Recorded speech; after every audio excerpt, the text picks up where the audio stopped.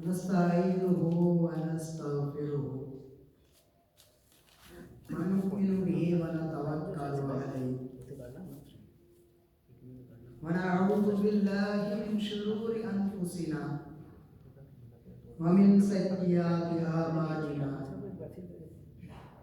من يهده الله فلا مضل له ومن يضلله فلا هادي له ونشهد أن لا إله إلا الله وحده لا شريك له ونشهد أن سيدنا ومولانا محمدا عبده ورسوله قال الله تبارك وتعالى في القرآن المجيد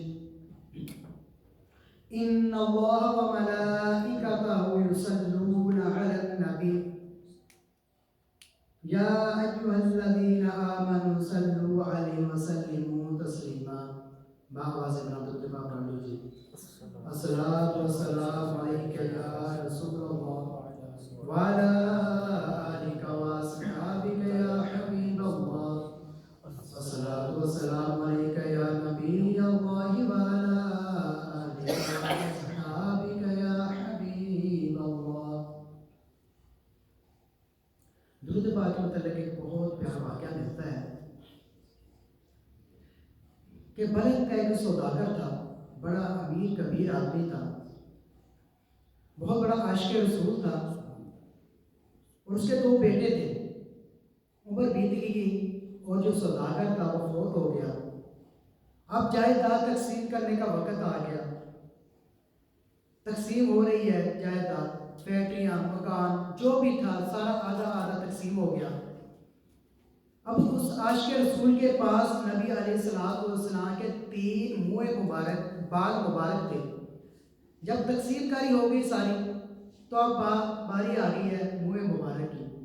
جو چھوٹا بیٹا ہوتا ہے وہ بہت بڑا عاشق رسول ہوتا ہے، جو دوسرا ہوتا ہے وہ دنیا دار ہوتا ہے وہ بھی عاشق رسول ہے مگر اتنا نہیں جتنا چھوٹا ہوتا ہے۔ سب کچھ تقسیم ہو گیا۔ جب بڑے نے ایک بال تقسیم کیا، ایک اس کو دے دیا، ایک خود اپنے پاس رکھ لیا، اور جو تیسرا تھا بڑے نے چھوٹے کو کہا کہ اس طرح کرتے ہیں، آدھی آدھی چیزیں تو ہم نے ساری تقسیم کر لی ہیں، یہ جو منہ مبارک ہے اس کا ہم ایسا کرتے کہ 2 ٹکڑے کر دیتے ہیں، ایک تم رکھ لینا، 1.5 تمہارے پاس ہو جائے گا اور 1.5 میرے پاس ہو جائے گا۔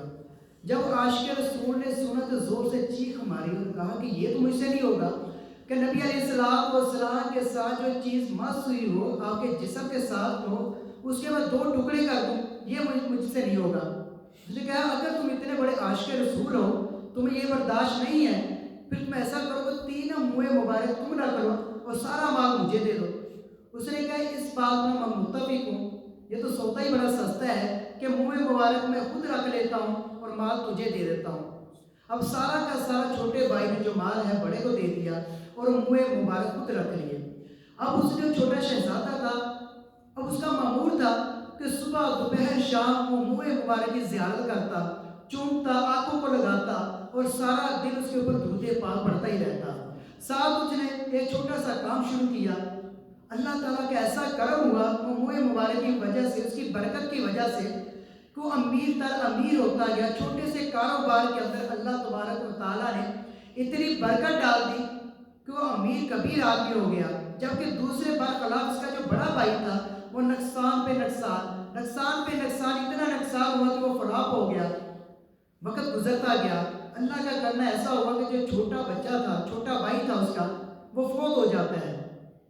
جب فوت ہوتا ہے تو کسی نیک بندے یا کی روح خواب کے اندر وہ بندہ جو عاشق رسول تھا وہ نبی مکرم صلی اللہ تعالیٰ علیہ وسلم تشریف لاتے ہیں اور فرماتے ہیں کہ اے نیک بندے، صبح تو اپنے علاقے میں اعلان کر دینا کہ جس کو کوئی مصیبت یا کوئی پریشانی لاحق ہو، میرے اس عاشق سادہ کی قبر پر چلا جائے، وہاں پر دعا کرے تو اس کی دعا قبول کر لی جائے گی۔ اللہ اکبر، کتنا پیارا واقعہ ہے۔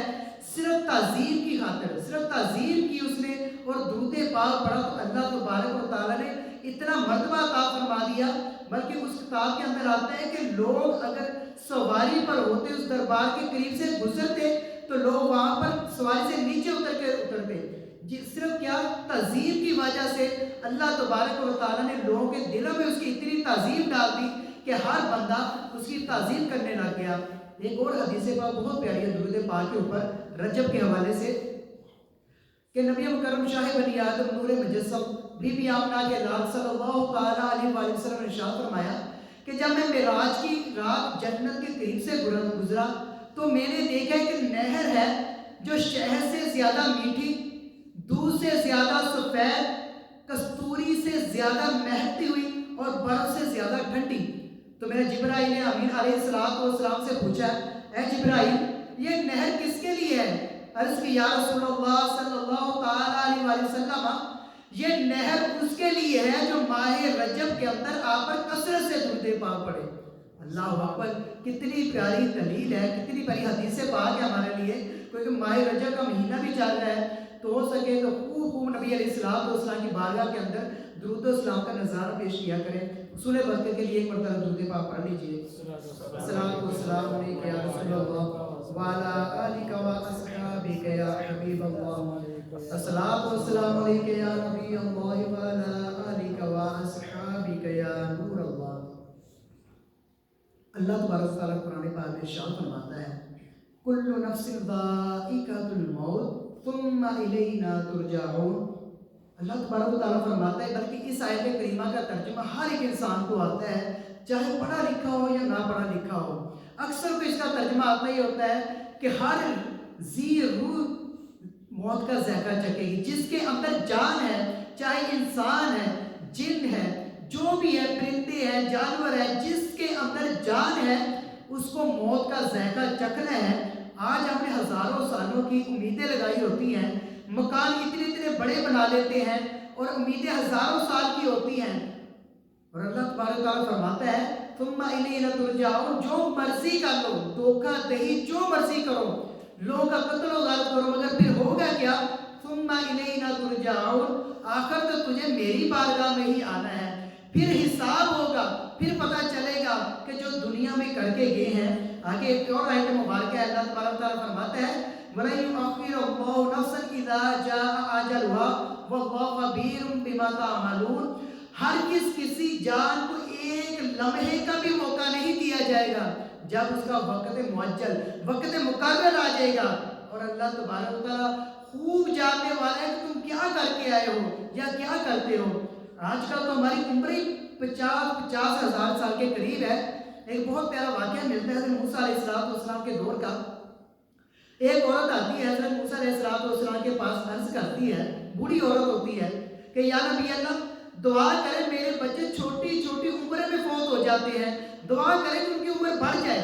آپ نے فرمایا تمہارے بچے کتنی عمر جو فوت ہو گئے؟ عرض کی یا نبی اللہ میرے بچے کی جو ابھی فوت ہوا ہے اس کی عمر تھی 250 سال۔ حضرت موسیٰ علیہ السلام تبسم فرمایا اور فرمایا کہ تم 250 سال کی بات کر رہی ہو، ایک زمانہ آئے گا جب لوگوں کی عمریں صرف اور صرف 50 سال ہوگی۔ اب جو عورت ہے بڑا تجسس کے ساتھ، حیرانگی کے ساتھ پوچھتی ہے نبی اللہ کیا وہ لوگ رہنے کے لیے مکان بھی بنائیں گے؟ یعنی اتنا تعجب اس عورت کو۔ آپ نے فرمایا مکان وہ بڑی بلڈنگیں بنائیں گے اور ہزاروں سالوں کی امیدیں لگائیں گے، جبکہ ان کی عمر کتنی ہوگی؟ صرف 50-60 سال۔ آج آپ نے ارد گرد نظر دوڑائے، ہم کو اکثریت لوگ جوان ہی جاتے نظر آئیں گے، 50 سال تک پہنچتے بیماریاں اتنی لگ جاتی ہیں کہ بندہ خود موت مانگنا شروع ہو جاتا ہے، اور جبکہ وہ 250 سال میں فوت ہوتے تھے۔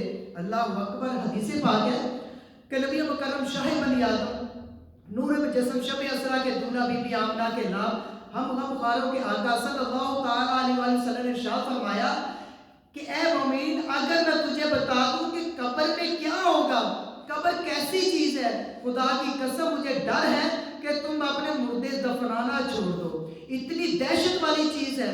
آپ خود ہی اندازہ لگائیں، کسی ایسے بندے کے آگے آپ قبر کا ذکر کریں جس کا سانس دبتا ہو، سانس کی بیماری ہو، یقین جانے اس کا سانس اکھڑنا شروع ہو جائے گا۔ کسی کو دروازے کے کمرے میں بند کر کے اس کا دروازہ بند کر کے دیکھیں، وہ ساتھ ہی دروازہ توڑنے والا کر دے گا۔ وجہ کیا؟ اس کا دم گھٹتا ہے صرف سننے سے، اور جو قبر ہے وہ تو ہوتی 4-5 فٹ کی ہے، اور اتنی اونچائی ہوتی ہے کہ صرف اس میں بندہ لیٹ سکتا ہے، بیٹھ نہیں سکتا ہے۔ آگے سنیے، نبی علیہ السلام نے فرمایا یا اللہ میں تیرے عذاب عذاب قبر اور سکرات الموت سے تیری پناہ چاہتا ہوں۔ یہ کون فرما رہے ہیں؟ خود نبی علیہ السلام خود ارشاد فرما رہے ہیں، سکرات الموت سے نبی علیہ السلام خود پناہ مانگتے ہیں، کیونکہ کتابوں کے اندر آتا ہے سکرات الموت ایسی چیز ہے کہ جیسے کانٹوں کے اوپر اونی کپڑا یا اون رکھ دی جائے، اس کو زور سے کھینچا جائے، جیسے وہ کانٹے کے ساتھ اون لپٹ جائے گی، اسی طرح روح بندے کی قبض کی جاتی ہے۔ اسی طرح حدیث پاک ہے کہ نبی علیہ السلام نے فرمایا جب بندے کی روح نکلتی ہے تو ہوتا کیا ہے، روح اس کی کیسے نکلتی ہے، مسلمان کی روح کیسے نکلتی ہے اور کافر کی روح کیسے نکلتی ہے۔ فرمایا کہ جب مسلمان جو عاشق صادق ہے، جو سچا عاشق رسول ہے، نمازیں پڑھنے والا ہے، اللہ تعالیٰ کے حرام کردہ چیزوں سے بچنے والا ہے اور حلال کردہ چیزوں کو اپنانے والا ہے، تو پھر روح کیسے نکلے گی؟ نبی علیہ السلام نے فرمایا جب بندے کا وقت مقرر آتا ہے، اگر تو وہ صالح مسلمان اپنا عقیدہ مضبوط لے کر جانے والا ہوگا، تو پھر اس کے سامنے دو نورانی چہرے والے فرشتے اتنے خوبصورت اس کے آگے سامنے بیٹھ جائیں گے۔ اب وہ بندہ جو ہوگا، ان کے جو چہرے ہوں گے کہتے چاند سے زیادہ اور سورج سے زیادہ دمکتے ہوں گے۔ اب وہ بندہ ان چہروں میں اتنا مگن ہو جائے گا، اتنا مگن ہو جائے گا کہ اتنی دیر میں اسرائیل علیہ السلام اس کے سرہانے آگے بیٹھ جائیں گے اور فرمائیں گے اے اطمینان والی جان، یا ایتھا النفس المطمئنہ، اے اطمینان والی جان اٹھ، ارجعی الی ربک راضیۃ مرضیہ، اس طرح اٹھ کہ اللہ تجھ سے راضی ہے اور تو اللہ سے راضی ہے۔ اسی بات بلکہ حدیث پاک میں ایک اور بھی قول آتا ہے کہ اس بندے کے آگے گلاب کا ایک بہت بڑا پھول پیش کیا جاتا ہے، جس میں وہ اتنا مگن ہو جاتا ہے کہ اتنا مگن ہوتا ہے کہ اس کو روح نکلنے کا پتہ بھی نہیں چلتا، اور جب فرشتہ اسرائیل علیہ السلام اس کی روح قبض کر لیتے ہیں، قبض کرنے کے بعد جو سامنے نورانی فرشتے بیٹھے ہوتے ہیں، ان کو پاس جنتی کفن ہوتا ہے، اس کفن میں لپیٹتے ہیں، اور جو کفن ہوتے ہیں اسے خوشبو اتنی زیادہ خوشبو آ رہی ہوتی ہیں، اس کی جان کو اس کے اندر لپیٹتے ہیں، فوری آسمان کی طرف چلے جاتے ہیں، دروازہ کھٹکھٹاتے ہیں، آگے سے فرشتہ پوچھتا ہے کون؟ آگے سے عرض کیا جاتا ہے یہ وہ اطمینان والی جان ہے جسے رب بھی راضی ہے اور یہ اپنے رب سے راضی ہے، یہ دنیا میں نیک افعال کیا کرتا تھا، ہر وقت عبادت میں لگا رہتا تھا، رزق حلال کماتا تھا، اپنے بچوں کی اچھی تربیت کرتا تھا، تو آگے سے مرحبا کی آوازیں آئیں گی، اس کے لیے دروازہ کھولا جائے گا اور اسی وقت اس کو جنت کی سیریں کرائی جائیں گی۔ جبکہ اس کے برخلاف جب ایک بدبخت یہودی کافر کی روح نکلتی ہے، حدیث پاک اتنے سخت الفاظ ہیں کہ نبی مکرم صلی اللہ تعالیٰ علیہ وآلہ وسلم نے ارشاد فرمایا کہ اس کی روح کیسے قبض ہوگی کہ اس کے سامنے دو بہت بھیانک شکل والے دو فرشتے آ جائیں گے، اب وہ جو ان کو دیکھے گا اس سے حد نگاہ دور بیٹھ جائیں گے، اب جو ان کو دیکھے گا تو ہیہاتا کی آوازیں لگائے گا، ہائے افسوس، کیونکہ حدیث پاک میں آتا ہے کہ بندہ مومن اس وقت نہیں مرتا جب تک اس کو جنت کے اندر اس کا ٹھکانہ نہ دکھا دیا جائے۔ اسی طرح بدبخت کے لیے بھی یہی ہے، اس وقت تک نہیں مرتا جب تک اس کو جہنم کے اندر اس کا ٹھکانہ نہ دکھا دیا جائے۔ ہائے وہ اس وقت افسوس کرے گا جب اسرائیل علیہ السلام ایک بہت زیادہ بھیانک شکل لے کر اس کے پاس آئیں گے، اس کے کہیں گے بدبخت تو اس حال میں اٹھ کہ اللہ تجھ سے ناراض ہے اور تو اس سے ناراض ہے، اے بدبخت آج دنیا میں گناہ گار اور گندا تیرا جسم ہے، اسی وقت اس کی روح نکالی جائے گی، اس انداز سے اس کی روح نکالی جائے گی جیسے اون کا کپڑا کانٹوں سے نکالا جاتا ہے، کہتے ہیں اس کی روح نکال کے اسی وقت جو سامنے فرشتے بیٹھے ہوتے ہیں، جہنمی کفن ان کے ہاتھ میں ہوگا، اس کے اندر اس کی روح پیٹیں گے اور فوری آسمان کی طرف بلند ہو جائیں گے، دروازہ بجایا جاتا ہے، فرشتے پوچھتے ہیں کون؟ وہی جواب دیا جاتا ہے گندے مکین والا ایک بندہ آیا ہے جو بدبخت ہے، جس سے اللہ بھی ناراض ہے، اس کا رسول بھی ناراض ہے، اور یہ بھی ایسا بندہ ہے جس نے کبھی کوئی نیکی نہیں کی، کلمہ کفر پر مرا ہے۔ آگے سے فرشتے بھی الامان الحفیظ، وہ بھی توبہ استغفار کریں گے، وہ بھی یہی کہیں گے اس بدبخت کو یہاں سے لے جاؤ، اس کی اتنی سمیل ہے، اس کی اتنی بدبو آ رہی ہے، اسی وقت اس بدبخت کو لے کر جایا جائے گا اور جہنم کے گڑھے کے اندر پھینک دیا جائے گا۔ وہی بات آ گئی. اللہ تبارک و تعالیٰ فرماتا ہے کہ ایک لمحہ نہ آگے نہ ایک لمحہ پیچھے، جب موت کا وقت مقرر ہوگا اس کو اسی وقت واپس لے لیا جائے گا. ایک اور بہت پیارا واقعہ ملتا ہے. حضرت عیسیٰ علیہ السلام کی بارگاہ کے اندر یہودیوں کا ایک گروہ آتا ہے. کہتے ہیں کہ اللہ کے نبی، ہم آپ پر ایمان اس شرط پہ لائیں گے کہ آپ مردوں کو زندہ کر کے دکھائیں. آپ نے مردوں کو زندہ کیا. گروہ پھر نہ مانا. انہوں نے کہا یہ تو وہ قبریں ہیں جو چند سال پہلے فوت ہوئے، ہو سکتا ہے یہ فوت ہی نہ ہوئے ہوں. کوئی ٹٹر مزاق کر رہے تھے. کہتے ہم آپ کو ایک قبر دکھاتے ہیں جو کم و بیش 4000 سال پہلے کی قبر ہے، اس میں سے مردہ زندہ کر کے دکھائیں. اور وہ قبر کس کی تھی؟ حضرت سام بن نوح علیہ السلام کے بیٹے تھے جو 4000 سال پہلے فوت ہوئے تھے. موسیٰ علیہ السلام اس کی قبر پر گئے. 2 نفل ادا کیے. اب یہودیوں کا گروہ بھی ساتھ کھڑا ہے. نفل ادا کرنے کے بعد آپ نے فرمایا قم بإذن اللہ. وہ اللہ کے نبی اسی وقت اٹھے. حضرت عیسیٰ علیہ السلام نے جب ان کا چہرہ دیکھا تو حیران ہو گئے کہ ان کے سر اور داڑھی کے سارے بال سفید ہو چکے ہیں. آپ نے فرمایا ہے اللہ کے نبی یہ کیا معاملہ؟ تمہارے دور میں تو بال سفید ہوتے ہی نہیں تھی. عرض کی جب آپ نے صدا لگائی کہ قم بإذن اللہ، خدا کی قسم آپ کی آواز لگانے سے کھڑے ہونے تک اتنا روب اور دبدبا تھا کہ میں نے سمجھا قیامت برپا ہو گئی ہے. رب کے سامنے کھڑا ہونے سے میں ڈر گیا. اسی ڈر کی وجہ سے چند سیکنڈ کے اندر میرے سارے کے سارے بال سفید ہو گئے.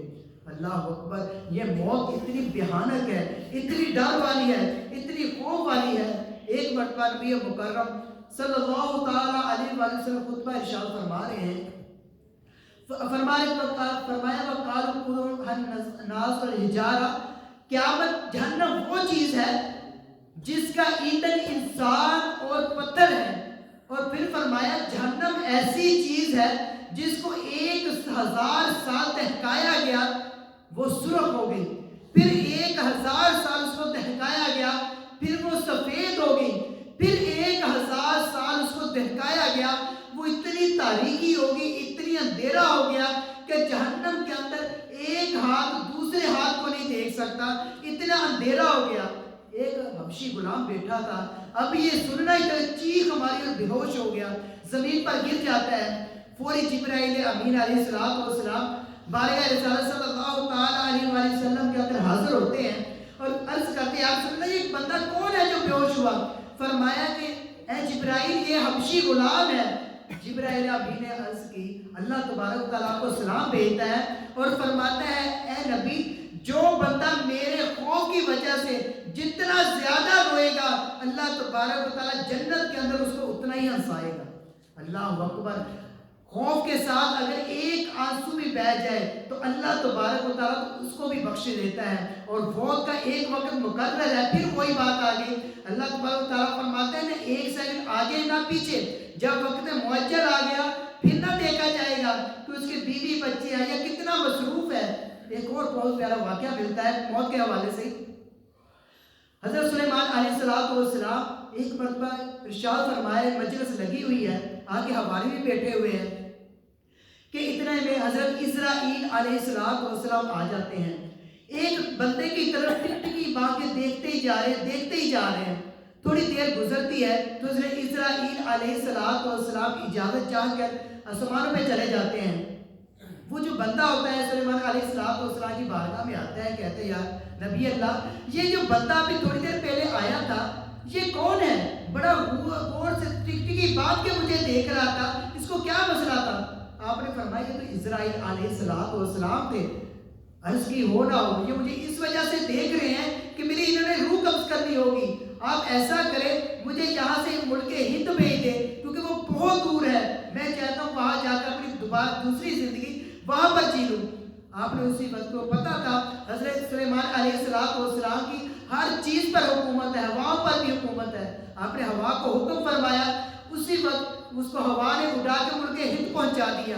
ابھی تھوڑی دیر بیتتی ہے، آدھا گھنٹہ بیتتا ہے کہ اسرائیل علیہ السلام پھر آگے بارگاہ میں آتے ہیں. حضرت سلیمان علیہ السلام فرماتے ہیں کہ اللہ کے بندے کیا معاملہ تھا؟ تو میرے ایک حوالی کی طرف بڑے غور سے دیکھ رہا تھا، ٹکٹکی باندھ کے دیکھ رہا تھا. عرض کی یا نبی اللہ اصل میں مسئلہ یہ تھا کہ کہ میں اس کو اس وجہ سے دیکھ رہا تھا کہ اللہ تبارک و تعالیٰ کی ان طرف سے حکم تھا کہ فلاں وقت اس کی روح قبض کرنی ہے، اور روح قبض کرنے میں اب صرف ایک آدھا منٹ رہتا تھا، اور ملک ہند یہاں سے کئی ہزار میل دور ہے، مگر اللہ کا کرنا ایسا ہوا، وہ اس نے آپ کو یہاں سے کہنے کا جا اس ملک سے دوسرے ملک سے جانے کا آپ نے ہوا کو حکم دیا، ابھی وہ دوسرے ملک جا کے ابھی اتنا ہی تھا کہ میں نے اس کی روح قبض کر لی۔ اللہ اکبر۔ وہی آیت کریمہ وَلَن يُؤَخِّرَ اللَّهُ نَفْسًا إِذَا جَاءَ أَجَلُهَا، اللہ تبارک و تعالیٰ فرماتا ہے کسی جان کو ہر کس ایک لمحے کی بھی مہلت نہیں دی جائے گی، اور ساتھ ہی خود بھی فرما رہا ہے وَاللَّهُ خَبِيرٌ بِمَا تَعْمَلُونَ، کہ اللہ تبارک و تعالیٰ تمہیں جانتا بھی ہے تم کیا کر رہے ہو کیا نہیں کر رہے۔ آج ہم دھوکہ دہی کے ساتھ فریب کر رہے ہیں، دھوکہ ہر ایک کو، ہماری کوشش ہوتی ہے کہ ہم سامان خریدنے جائیں، ہماری کوشش ہوتی ہے کہ اس کو پیسے کم دیں، اور اس کی کوشش ہوتی ہے کہ ہم اس کو چیز کم تول کر دیں۔ اللہ تبارک و تعالیٰ سے دعا ہے ہمیں بھی شب و روز ذکر و اذکار کرنے کی توفیق عطا فرمائے، تاکہ ہمیں بھی آخرت میں اتنا تو ہو کہ ہمیں اتنا اطمینان ہو کہ اگر کوئی سوال ہے تو ہم ٹوٹا پھوٹا کوئی تو جواب دے سکیں۔ جیسے پیپروں کے اندر بچے سوال لکھتے ہیں، جس نے کچھ بھی یاد نہیں کیا اس کو تو پتہ ہے کہ میں نے لکھا ہی کچھ نہیں، 0 پوائنٹ ہے، اور جس نے کچھ نہ کچھ یاد کیا ہو اس کو یہ تو تھوڑی سی ڈھارس ہوتی ہے کہ ہو نہ ہو سکتا ہے کہ میں نے سوال یاد کیا ہے یہی پیپروں میں آ جائے۔ اللہ تبارک تعالیٰ سے دعا ہے ہمیں بھی ہر وقت موت کو یاد کرتے رہنے کی توفیق عطا فرمائے۔ وآخر دعوانا ان الحمد للہ رب العالمین۔